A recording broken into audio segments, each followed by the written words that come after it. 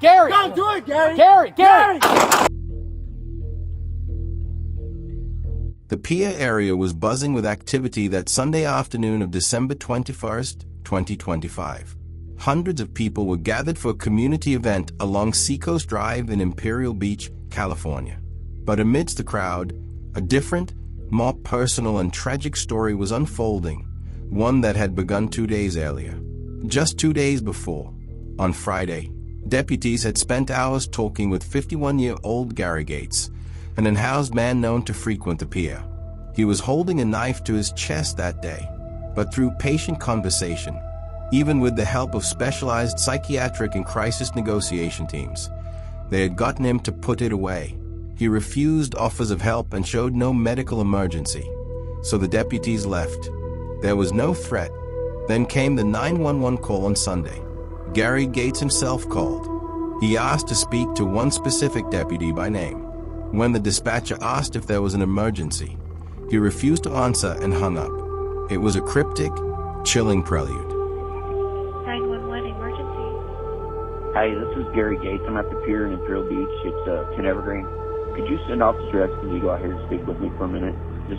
What's the emergency? Can you please send Officer X to go out here? I need to know what the emergency is. I need to talk to him. Okay. You need to call the non-emergency line. I can give you that number.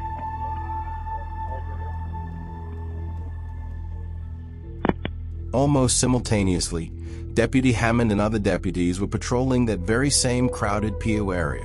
Gates approached them. He insisted on speaking only to Deputy Hammond, whom he knew from prior encounters. When Deputy Hammond tried to close the distance to talk, Gates told him to back up. 5101 emergency call. You all right, dude? No. What's going on? Look. You know, I know. I apologize to you. Come on, don't. Gary, what's going on, man? What's going on? Let's just have a conversation. I want to talk to you. Okay, then talk to me, dude. I want to talk to you. Okay, but Hey, would you do me a favor since this is going to be a crisis? okay, I want you to get... let's just do it. Hey, No, Gary, hey, Gary, back up. Gary, you're not. Back up. Gary, you're Back not up. man. He then walked backwards into an intersection, pulled out a knife, and gave a fatal instruction. He told Deputy Hammond to pull out his gun and not to miss. What happened next unfolded with terrible inevitability. Come on, get your gun out. Gary, Get your gun out. stop. Come on. Don't miss, motherfucker. Don't miss. Stop. Don't miss. Gary, hang on. Don't miss. Gary. As Gates advanced with the knife, Deputy Hammond drew his weapon, pleading repeatedly for Gates to drop the knife. The commands went unheeded. Hey, Gary, Come on. stay where you are. Go get a beanbag. Sarge, grab a beanbag in my car. Gary, Yeah. Don't Gary. miss. Don't miss. Gary. Don't miss. Gary. Shots were fired. Gates was struck. Despite immediate medical aid from the deputies and arriving paramedics, he succumbed to his injuries. Gary. Don't do it, Gary! Gary. Gary! 71 fire. I forgive you. Near the Imperial Beach Pier during a popular festival.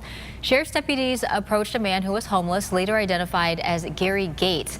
They say they had previous encounters with him.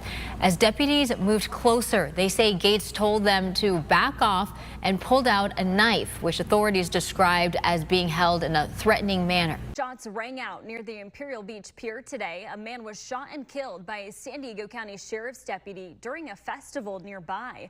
Dozens of people witnessing that scene, describing it as very chaotic. This incident forces us to confront difficult questions about mental health, policing, and the moments when communication fails.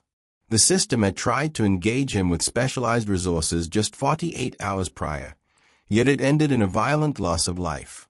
It highlights the immense challenges first responders face with individuals in crisis, especially in public spaces full of bystanders. It's a stark reminder of the human stories behind police activity headlines. A story of a man in profound distress, the deputies who tried to talk him down twice, and the irreversible consequences of a single, charged moment. So I looked over to the altercation that was taking place. I saw the guy holding an obsidian like souvenir knife that was like 3 to 4 inches, and he was antagonizing the cops. He moved back towards the middle of the intersection, and he stepped closer and closer to the curb, but the cops were just trying to, see the situation, and one of them pulled out a gun. I thought it was a taser, but next thing you know, he started stepping like 1 foot over the curb, and that's when the officers decided to shoot him 4 to 5 times. And that's when I realized that it wasn't a taser, that it was a gun. So it was unfortunate because I saw that it was avoidable and they could have used a taser, and they just decided to murder him. How did the initial call start? Was it like a... I didn't notice if the guy was just a transient coming through, but the cops were posted up in front of the event right near where it happened, like 4 or 5 minutes before everything went down.